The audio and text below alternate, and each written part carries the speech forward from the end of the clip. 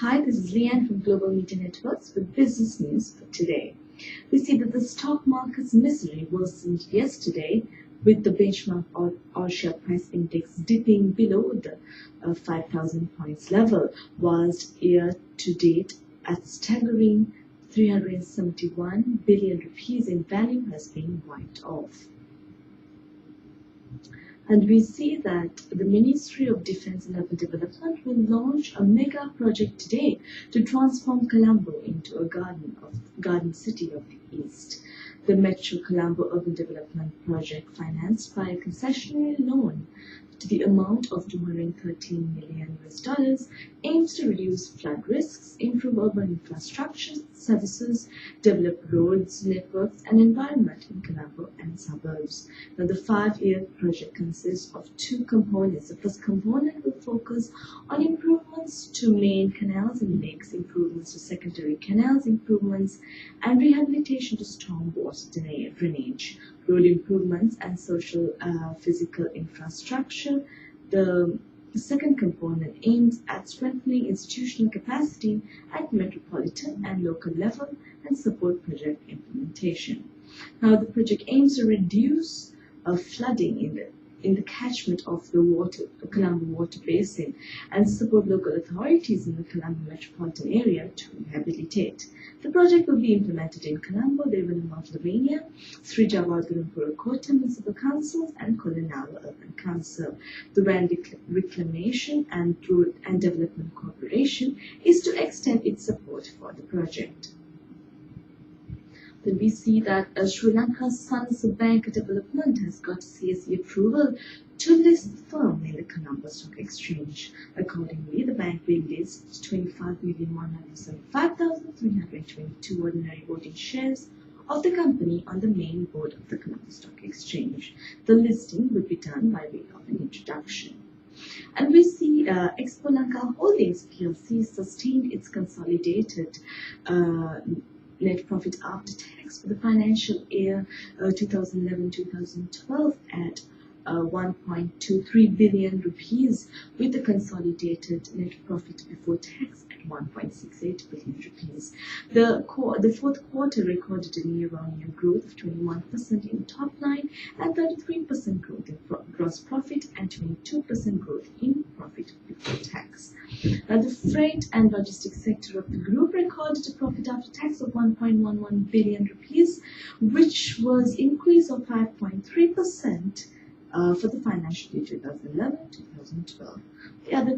The key sectors would be travel and leisure, international trading and manufacturing, and investments and services contributed a profit after tax of 114 million rupees to the group.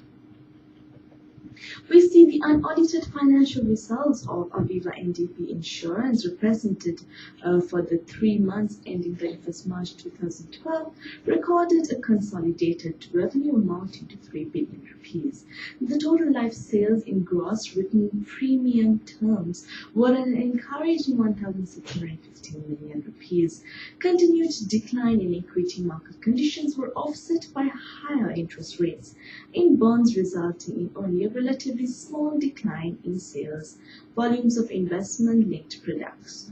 Now, there was an increased entry in the investment-linked secure fund bonds, both from new business as well as switching from the other 2 funds of balanced and growth.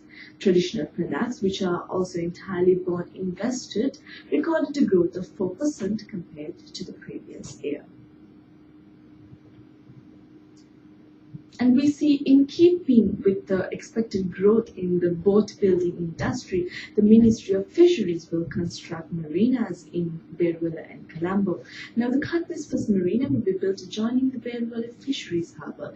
These projects are in infant stage and will be completed with substantial investment, both locally and internationally. Boat Building Technology Improvement Institute Managing Director Kamini B. Hera told the media report.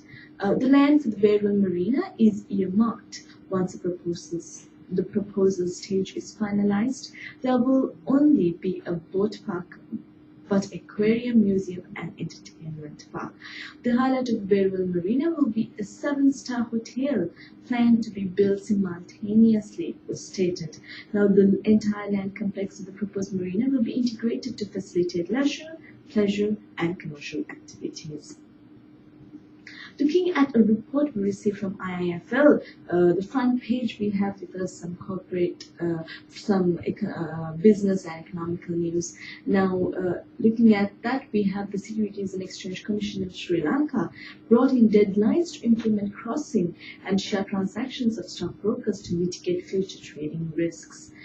From the 5th of June, the Colombo Stock Exchange will introduce a ceiling of 20% on stock price when the transaction is carried out on the crossings board.